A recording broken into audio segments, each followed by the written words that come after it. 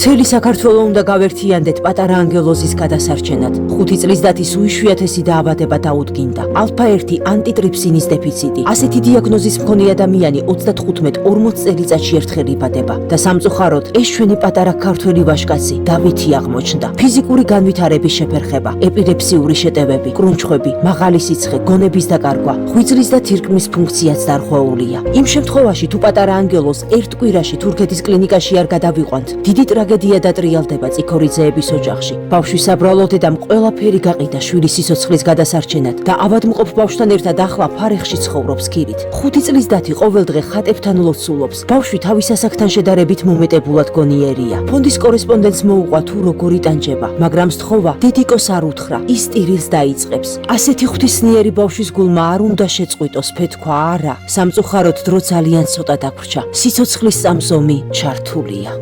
დათას ჯანმრთელობის მდგომარეობა უფრო და უფრო მძიმდება.